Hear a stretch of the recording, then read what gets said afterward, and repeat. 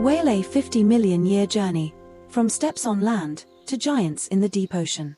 50 million years ago, the oceans didn't have the blue giants we know today. There were no fins cutting through the water, no enormous tails whipping the waves. The story begins on land. In what is now Pakistan and India, specifically during the warm Eocene epoch, a small creature roamed near shallow rivers. Its name was Pachycetus. It was about the size of a wolf, walked on 4 strong legs, and had eyes that watched both land and water. It didn't resemble whales, but inside its skull, its ear held an evolutionary secret that would change the history of marine life forever. Millions of years passed, and something changed in the lineage. A new creature appeared called Ambulocetus, the walking whale. Its body was longer, its legs wider, and its tail more powerful. On land, it walks slowly.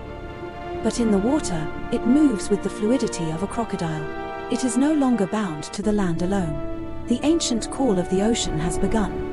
Then came Rodhocetus, a more streamlined body, smaller hind legs, and a tail that became its primary propulsion tool in the water. Nostrils began to gradually creep towards the top of the head, a small step, but a clear declaration. These creatures no longer belong on land.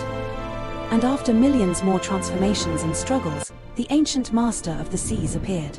Basilosaurus.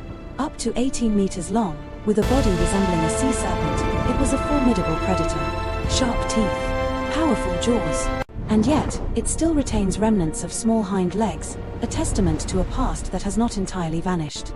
Then, about 34 million years ago, the Great Split occurred. The lineage diverged into 2 different paths. The path of toothed whales.